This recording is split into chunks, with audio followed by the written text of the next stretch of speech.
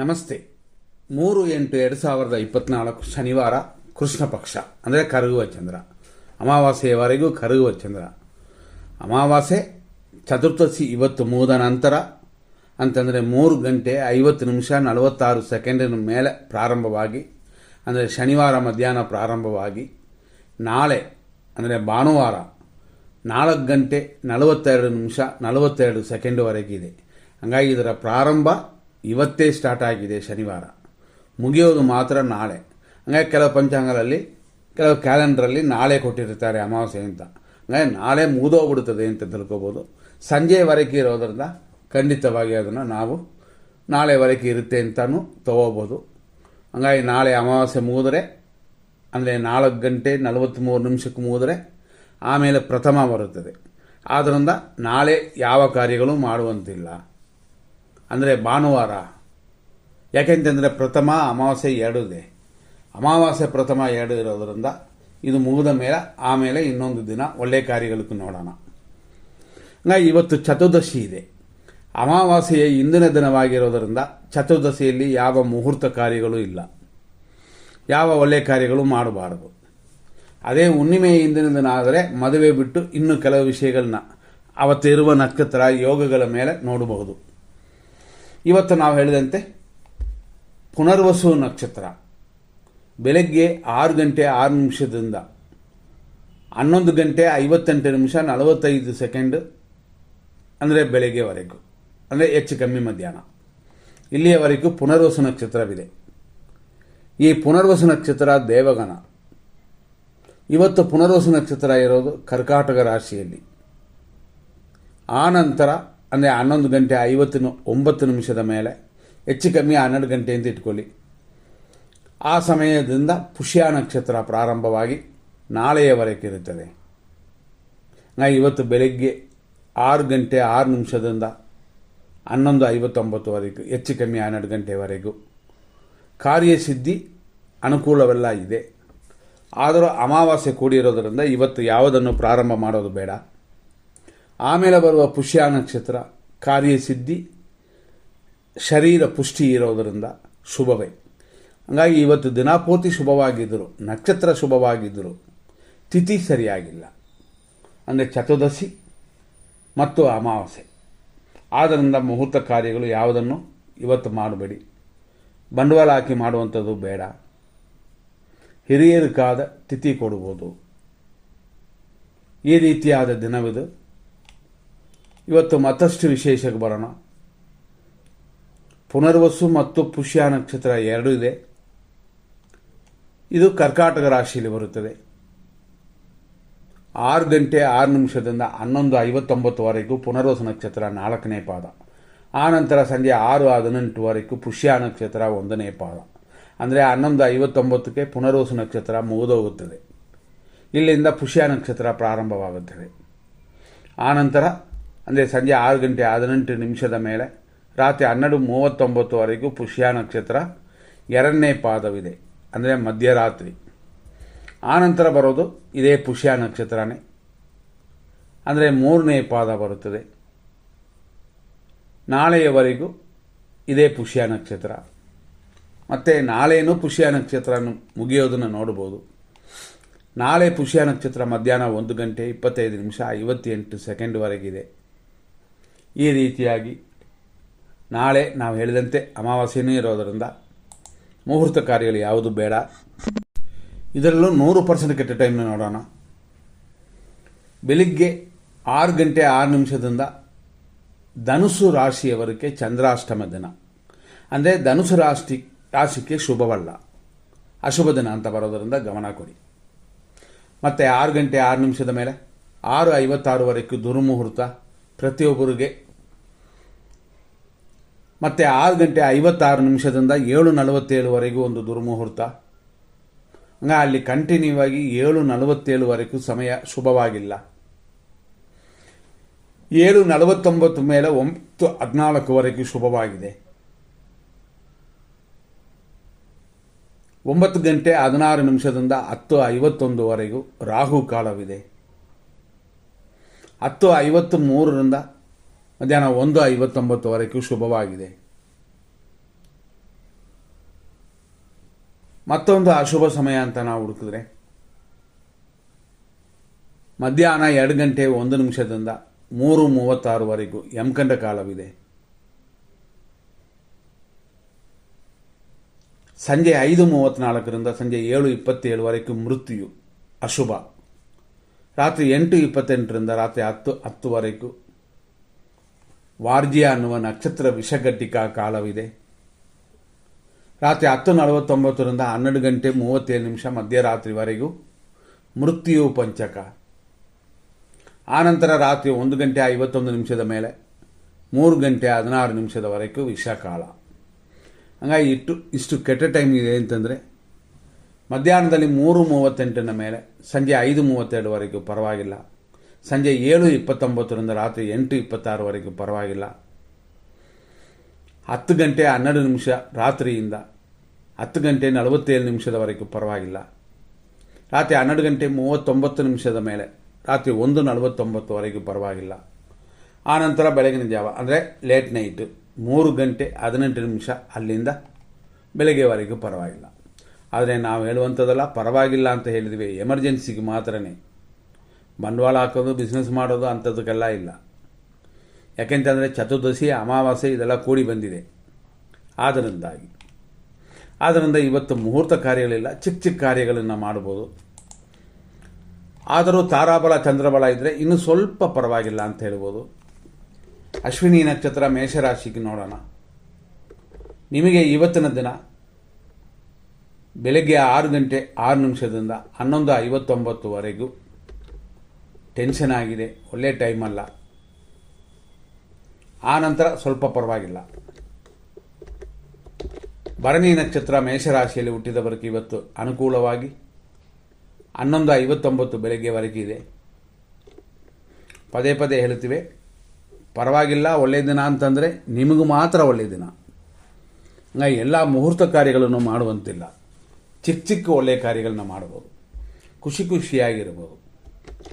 ಕೃತಿಕಾ ನಕ್ಷತ್ರ 1ನೇ ಪಾದ ಮೇಷರಾಶಿಯಲ್ಲಿ ಹುಟ್ಟಿದವರಿಗೆ 11:59ವರೆಗೂ ಸಮಯ ಉತ್ತಮವಾಗಿಲ್ಲ, ಆಮೇಲೆ ಪರವಾಗಿಲ್ಲ. ಕೃತಿಕಾ ನಕ್ಷತ್ರ ವೃಷಭ ರಾಶಿಯಲ್ಲಿ ಹುಟ್ಟಿದವರಿಗೆ ಖಂಡಿತ 11:59ವರೆಗೂ ಚೆನ್ನಾಗಿಲ್ಲ, ಪ್ರತ್ಯೇಕ್ತಾರೆ, ಆಪೋಸಿಟ್ ಆಗಿ ಆಗುತ್ತದೆ, ಆಮೇಲೆ ಪರವಾಗಿಲ್ಲ. ರೋಹಿಣಿ ನಕ್ಷತ್ರ ವೃಷಭ ರಾಶಿ 11:59ವರೆಗೂ ಆರೋಗ್ಯವಿದೆ, ಲಾಭವಿದೆ, ಅಭಿವೃದ್ಧಿಯಾಗುತ್ತದೆ, ಚೆನ್ನಾಗಿದೆ. ಮೃಗಶೀರ್ಷ ನಕ್ಷತ್ರ ವೃಷಭ ರಾಶಿ 11:50ನ ಮೇಲೇ ಶುಭವಾಗಿರೋದು. 59 ಅಂತ 12 ಗಂಟೆ ಅಂತ ಇಟ್ಕೋಬೋದು.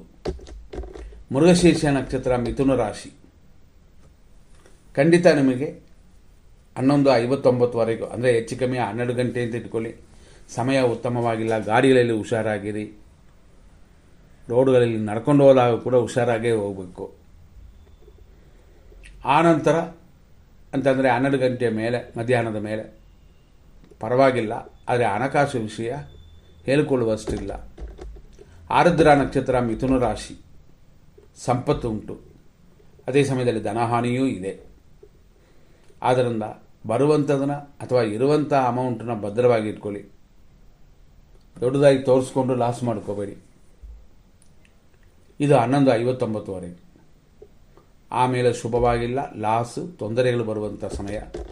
ಪುನರ್ವಸು ನಕ್ಷತ್ರ ಮಿಥುನ ರಾಶಿ 11:59 12 ಗಂಟೆವರೆಗೂ ಸರಿಯಾಗಿಲ್ಲ, 12 ಗಂಟೆ ಮೇಲೆ ಸ್ವಲ್ಪ ಪರವಾಗಿಲ್ಲ. ಆದರೂ ಇರುವಂಥನ್ನು ಭದ್ರವಾಗಿಟ್ಕೊಂಡ್ರೆ ಮಾತ್ರನೇ ಲಾಭ. ಪುನರ್ವಸು ನಕ್ಷತ್ರ ಕರ್ಕಾಟಕ ರಾಶಿ ಇವತ್ತು ಜನ್ಮತಾರೆ, ಗುರು ಪೂಜೆ ಮಾಡಿ, ಗುರುಗಳಿಗೆ ಪೂಜೆ ಮಾಡಿ, ಶರೀರ ಸುಖ ಉಂಟು. 11:50 ಮೇಲೆ ಸ್ವಲ್ಪ ಪರವಾಗಿಲ್ಲ, ಆದರೂ 12 ಗಂಟೆ ಮೇಲೆ ಇನ್ನೂ ಚೆನ್ನಾಗಿರುತ್ತದೆ. ಪುಷ್ಯ ನಕ್ಷತ್ರ ಕರ್ಕಾಟಕ ರಾಶಿ ಪರಮ ಮಿತ್ರಧಾರೆಯಾಗಿ 12 ಗಂಟೆವರೆಗೂ ಮಧ್ಯಾಹ್ನದವರೆಗೂ ಚೆನ್ನಾಗಿದೆ, ಆಮೇಲೆ 50% ಚೆನ್ನಾಗಿದೆ. ಆಶ್ಲೇಷ ನಕ್ಷತ್ರ ಕರ್ಕಾಟಕ ರಾಶಿ ಮಿತ್ರಧಾರೆಯು ಶರೀರ ಸುಖವೂ ಇದೆ, ಇದು 12 ಗಂಟೆವರೆಗೂ ಮಧ್ಯಾಹ್ನದವರೆಗೂ. ಆಮೇಲೆ ಎಲ್ಲವೂ ಅನುಕೂಲಕರವಾಗಿ ಆಗುವಂಥ ದಿನವಿದು, ಸಮಯವಿದು. ಅಂದರೆ ಮಧ್ಯಾಹ್ನ 12 ಗಂಟೆ ಮೇಲೆ, ನೂನ್ ಮೇಲೆ. ನಂತರ ನೋಡುವಂಥದ್ದು ಮಖಾ ನಕ್ಷತ್ರ ಸಿಂಹರಾಶಿ. ಟೆನ್ಷನ್ ಉಂಟು, ಟೆನ್ಷನ್ ಬಿಟ್ಬಿಡಿ. ಎಲ್ಲ ವಿಷಯಗಳಲ್ಲೂ ತೀರ್ಮಾನ ಇವತ್ತು ಬೇಡ, ಇನ್ನೊಂದು ದಿನ ನೋಡ್ಕೊಳ್ಳೋಣ. ನಂತರ ಪುಬ್ಬಾರ್ ನಕ್ಷತ್ರ ಸಿಂಹರಾಶಿ, ಅನುಕೂಲವು, ಸ್ವಲ್ಪ ವ್ಯಯವೂ ಉಂಟು. ವ್ಯಯನ ಕಡಿಮೆ ಮಾಡಿಕೊಳ್ಳಿ 12 ಗಂಟೆವರೆಗೂ. ಆಮೇಲೆ ಸಮಯ ಉತ್ತಮವಾಗಿಲ್ಲ. ಉತ್ತರ ನಕ್ಷತ್ರ ಸಿಂಹರಾಶಿ 1ನೇ ಪಾದ, ಮಧ್ಯಾಹ್ನ 12 ಗಂಟೆ ಮೇಲೆ ಪರವಾಗಿಲ್ಲ. ಸ್ವಲ್ಪ ನಂಬಿಕೆ ಕೊಡುವಂಥ ಸಮಯವಿದು. ಆದರೂ ಚತುರ್ದಶಿ, ಅಮಾವಾಸ್ಯೆ ಇದೆಲ್ಲ ನೋಡಿಕೊಳ್ಳಲೇಬೇಕು ಯಾರಾದರೂ. ಉತ್ತರ ನಕ್ಷತ್ರ ಕನ್ಯಾ ರಾಶಿ 2, 3, 4ನೇ ಪಾದಗಳು 12 ಗಂಟೆ ಮೇಲೆ ಅನುಕೂಲವಾಗಿದೆ. ಇಷ್ಟಾರ್ಥ ಸಿದ್ಧಿಯೆಲ್ಲ ಇದೆ, ಪರವಾಗಿಲ್ಲ. ಹಸ್ತ ನಕ್ಷತ್ರ ಕನ್ಯಾ ರಾಶಿ 12 ಗಂಟೆವರೆಗೂ ಕ್ಷೇಮವಿದೆ, ಇಷ್ಟಾರ್ಥ ಸಿದ್ಧಿಯೂ ಇದೆ. ಆಮೇಲೆ ಸಮಯ ಚೆನ್ನಾಗಿಲ್ಲ. ಚಿತ್ತಾ ನಕ್ಷತ್ರ ಕನ್ಯಾ ರಾಶಿ 12 ಗಂಟೆ ಮೇಲೆ ಚೆನ್ನಾಗಿದೆ. ಅಲ್ಲಿವರೆಗೂ ವಿಪತ್ತು ಜಾರುವ ಬೀಳುವ ದಿನವಿದು, ಗಮನ ಕೊಡಿ. ಚಿತ್ತಾ ನಕ್ಷತ್ರ ತುಲಾರಾಶಿ 12 ಗಂಟೆ ನಂತರ ಕ್ಷೇಮವು, ಕೆಲಸ ಕಾರ್ಯಗಳ ಅಭಿವೃದ್ಧಿಯೂ ಉಂಟು. ಸ್ವಾತಿ ನಕ್ಷತ್ರ ತುಲಾರಾಶಿ ಖಂಡಿತ ಸಂಪತ್ತಿದೆ, ದುಡ್ಡು ಕಾಸುಗೂ ತೊಂದರೆಗಳಿಲ್ಲ, ಅಭಿವೃದ್ಧಿಯೂ ಇದೆ. ಇದೆಲ್ಲ ಮಾಡುವ ಕಸುಬಲ್ಲಿ. ಆಮೇಲೆ 12 ಗಂಟೆ ಮೇಲೆ ಅಷ್ಟೊಂದು ಚೆನ್ನಾಗಿಲ್ಲ. ಖಂಡಿತವಾಗಿಯೂ ಹುಷಾರಾಗಿ ಗಾಡಿಯಲ್ಲಿರಿ, ಆರೋಗ್ಯದಲ್ಲಿ ಗಮನ ಕೊಡಿ. ವಿಶಾಖ ನಕ್ಷತ್ರ ತುಲಾರಾಶಿ ನಿಮಗೆ 12 ಗಂಟೆ ಮೇಲೆ ಚೆನ್ನಾಗಿದೆ, ಮಾಡುವ ಕೆಲಸಗಳೆಲ್ಲ ಅಭಿವೃದ್ಧಿ ಉಂಟು. ವಿಶಾಖ ನಕ್ಷತ್ರ ವೃಶ್ಚಿಕ ರಾಶಿ 12 ಗಂಟೆ ಮೇಲೆ ಸಂಪತ್ತು ಉಂಟು. ಅದು ಸ್ವಲ್ಪ ಕಾರ್ಯದಲ್ಲಿ ಅಡೆತಡೆ ಇರುತ್ತೆ, ವಿನಾಯಕನ ಪೂಜೆ ಮಾಡಿಕೊಳ್ಳಿ. ಅನುರಾಧ ನಕ್ಷತ್ರ ವೃಶ್ಚಿಕ ರಾಶಿ ಖಂಡಿತವಾಗಿಯೂ ಮಧ್ಯಾಹ್ನದವರೆಗೂ ಚೆನ್ನಾಗಿದೆ. ಚಿಕ್ಕ ಚಿಕ್ಕ ಹಿಂಸೆಗಳಿರುತ್ತದೆ, ಅದನ್ನೆಲ್ಲ ತಾಳ್ಮೆಯಿಂದ ಸರಿ ಮಾಡಿಕೊಳ್ಳಿ. ನಂತರ ನೋಡುವಂಥದ್ದು ಜ್ಯೇಷ್ಠ ನಕ್ಷತ್ರ ವೃಶ್ಚಿಕ ರಾಶಿ. ಮಿತ್ರಧಾರೆ ಇದೆ, ಇವತ್ತು ಪರಮ ಮಿತ್ರಧಾರೆಯೂ ಇದೆ. ಸ್ವಲ್ಪ ಚಿಕ್ಕ ಚಿಕ್ಕ ತಡೆಗಳು ಉಂಟಾಗುತ್ತದೆ, ಅದೆಲ್ಲ ಕುಲದೇವತಾ ಪೂಜೆಯಿಂದ ಸರಿ ಮಾಡಿಕೊಳ್ಳಿ. ನಂತರ ನೋಡುವಂಥದ್ದು ಮೂಲ ನಕ್ಷತ್ರ ಧನುಸು ರಾಶಿ. ಟೆನ್ಷನ್ ಉಂಟು, ರೋಗವೂ ಇರುತ್ತದೆ 12 ಗಂಟೆವರೆಗೂ. ಆದ್ದರಿಂದಾಗಿ ಗುರುವಿಗೆ ಪೂಜೆ ಮಾಡಿಕೊಳ್ಳಿ. ಪುನರ್ವಸು ನಕ್ಷತ್ರ ನಡೀತಿದೆ ಇವತ್ತು. ಆಮೇಲೆ ಶನಿದೇವರನ್ನು ಪ್ರಾರ್ಥನೆ ಮಾಡ್ಕೋಬೇಕು, ಅಂದರೆ 12 ಗಂಟೆ ಮೇಲೆ. ಪೂರ್ವಾಷಾಢ ನಕ್ಷತ್ರ ಧನುಸು ರಾಶಿ ಅನುಕೂಲ ಉಂಟು, ಆದರೂ ರೋಗ ವೃದ್ಧಿಯಾಗುತ್ತದೆ. 12 ಗಂಟೆ ಮೇಲೆ ಟೆನ್ಷನು, ರೋಗ ವೃದ್ಧಿಯೆಲ್ಲ ಇದೆ. ಉತ್ತರಾಷಾಢ ನಕ್ಷತ್ರ ಧನುಸು ರಾಶಿ ಪ್ರತ್ಯೇಕ ತಾರೆ, ರೋಗ ವೃದ್ಧಿ. 12 ಗಂಟೆವರೆಗೂ ಸಮಯ ಉತ್ತಮವಾಗಿಲ್ಲ, ಆ ನಂತರ ಅನುಕೂಲವಾಗಿ ಆಗುತ್ತದೆ. ಉತ್ತರಾಷಾಢ ನಕ್ಷತ್ರ ಮಕರ ರಾಶಿ, ಹಿರಿಯರ ಆಶೀರ್ವಾದ ಪಡ್ಕೊಳ್ಳಿ. ಆರೋಗ್ಯ ಉಂಟು, ಆದರೆ ಕಾರ್ಯಗಳಲ್ಲಿ ಜಯವಿಲ್ಲ, ನೋಡಿಕೊಂಡು ಮಾಡಿ. ಇದು ಕೂಡ 12 ಗಂಟೆ ಮೇಲೇ ಸ್ವಲ್ಪ ಚೆನ್ನಾಗಿರೋದು. ಶ್ರವಣ ನಕ್ಷತ್ರ ಮಕರ ರಾಶಿ ಕ್ಷೇಮವು ಅಭಿವೃದ್ಧಿಯು ಮಧ್ಯಾಹ್ನದವರೆಗಿದೆ, ಆ ನಂತರ ಕಾರ್ಯಗಳಲ್ಲಿ ಜಯವಿಲ್ಲ, ಗಮನ ಕೊಡಿ. ಧನಿಷ್ಠ ನಕ್ಷತ್ರ ಮಕರ ರಾಶಿ ವಿಪತ್ತಿದೆ ಇವತ್ತು, ಏಟು ಗಾಯಗಳು, ಸೋಲು ಇದೆ, ಸ್ವಲ್ಪ ಸಮಾಧಾನವಾಗಿರಿ. ಮಧ್ಯಾಹ್ನ 12 ಗಂಟೆ ಮೇಲೆ ಚೆನ್ನಾಗಿದೆ. ನಂತರ ನೋಡುವಂಥದ್ದು ಧನಿಷ್ಠ ನಕ್ಷತ್ರ ಕುಂಭರಾಶಿ ವಿಪತ್ತಿದೆ, ಶತ್ರುನಾಶವಿದೆ. ಅಂದರೆ ಒಂದು ಕಡೆ ಏಟು ಗಾಯಗಳು ಅಂತಂದರೆ ಶತ್ರುಗಳು, ತೊಂದರೆಗಳಿಲ್ಲ.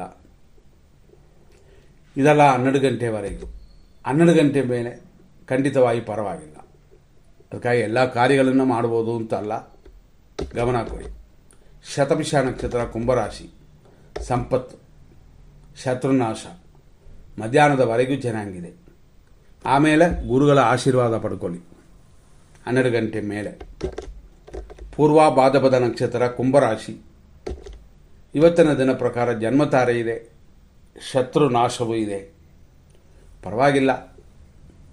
ಯಾರಿಗಾರು ಕೈ ಕಾಲು ಕಣ್ಣಿಲ್ಲದವರಿಗೆ ಆಹಾರ ಕೊಡಿಸಿ, ಸ್ವಲ್ಪ ಸಹಾಯ ಮಾಡಿ.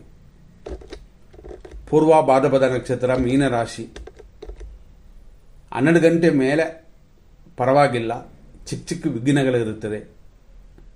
ಸ್ವಾಮಿಯನ್ನು, ಗಣಪತಿಯನ್ನು ಪೂಜೆ ಮಾಡಿಕೊಳ್ಳಿ. ಉತ್ತರ ಭಾದ್ರಪದ ನಕ್ಷತ್ರ ಮೀನರಾಶಿ ಪರಮ ಮಿತ್ರಧಾರೆಯಾಗಿ 12